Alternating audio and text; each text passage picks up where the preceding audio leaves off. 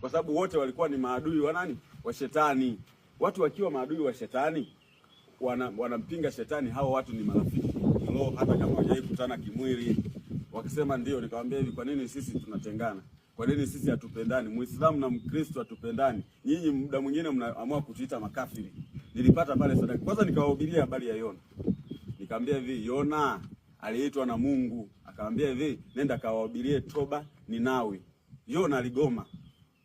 Aligoma kabisa, akasema Mungu, mimi hicho kitu sikiwezi. Yona akaanza kukimbia. Mungu akimbiliki, Mungu akikuita. Sauti ya Mungu ni ya mamlaka. Ukianza kubisha sauti ya Mungu, anakule, yani unaweza kaenda hata kwa viboko. Mungu akikuita kwa hiari, ukigoma anakuita kwa viboko. Yona amepanda ile meli. Mungu alipata ghadhabu, akashusha dhoruba. Meli kaanza kupata mawimbi.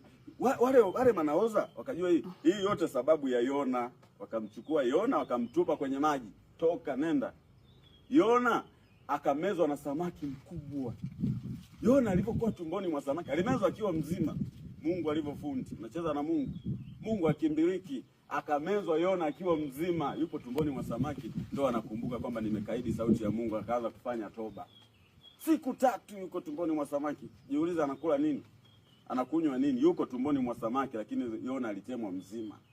Sauti ya Mungu inatisha. Sauti ya Mungu ndiyo sauti yenye mamlaka. Mungu akikuita, ukifanya yani ukiwa unagoma, anakuletea hata matatizo. Anakuita hata kwa viboko. Kuna watu wengine waliitwa kwenye Biblia na Mungu, walipata inzi, mji mzima uligeuka inzi. Maji yakigeuka yakawa damu. Jura mji mzima. Wewe sauti ya Mungu unaweka, usipuuze sauti ya Mungu. Mungu akikuita, njoo. Come. Siku za nyuma nilikuwa nasali kanisa lolote lile la kiroho. Yaani nahubiri mtaani, lakini naenda kusali kanisa lolote la kiroho.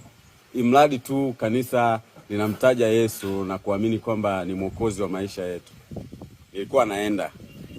Sasa tulipotoka Tunduru, yule mchungaji alinikubali, ikabidi nianze kuabudu kwake na kusali kwake. Umeona? Sasa muda wote huu nilikuwa namuhofia sana mama. Na nikawa naamini mama hajui. Kumbe mama yangu alikuwa anajua, lakini hakuniambia kwamba mimi nafanya hayo yote. Umeona? Sasa siku moja ikatokea msiba kule kijini kwetu. Nikamwambia mama inabidi na mimi nije. Umeona? Nilipomwambia mama inabidi na mimi nije, kule kijini kwetu bwana kuna kanisa la TAG. Mama akatoka akaenda kanisani TAG. Akaenda kuonana na mchungaji, akamwambia mwanangu anakuja. Yule mwanangu mnayemsikiaga anakuja. Umeona bwana? Sasa kipindi hicho tulikuwa tunatumia Facebook. Kwa hiyo wameniona na Facebook, akasema mwanangu anakuja. Kwa hiyo Jumapili mjue mna mgeni mwanangu. Umeona?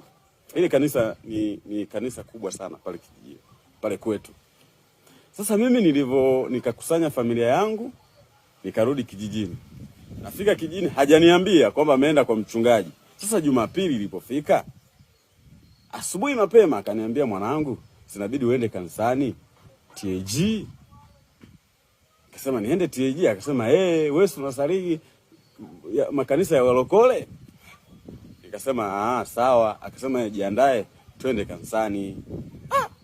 Nilishangaa, mama na makanisa ya TAG wapi na wapi? Mpika pombe na kanisa la TAG wapi na wapi? Kumbe Mungu Bwana anaanza kutengeneza njia pasipokuwa na njia. Yaani wasiokuwa wanakukubali watakukubali, waliokuwa wanakukataa watakukubali, waliokuwa hawakukuelewi watakuelewa. Mimi nikajiandaa pale, nikaandaa familia yangu, tukaenda kanisani pamoja na wadogo zangu wawili, mmoja wa kiume mmoja wa kike. Tukaenda kanisani. Tumefika kanisani, kumbe yule mama amesema mimi ndo mgeni pale. Nimefika kanisani, huwezi amini. Mchungaji kaniambia uje ukae huku. Kwanza kanisalimia.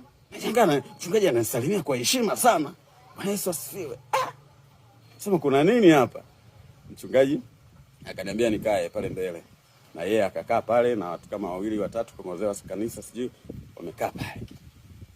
Mchungaji bwana amefika muda wa kufungua ibada, akasema hivi, leo hii tumetembelewa na mgeni anaitwa fulani bini fulani, asimame ajitambulishe. Ndo mimi hapo sasa inabidi nijitambulishe, naita mtu fulani bini fulani. Nikasimama, Bwana Yesu asifiwe, nikajitambulisha pale. Mchungaji akachukua maiki akasema, sasa huyu leo ndio atakayetuhubiria leo.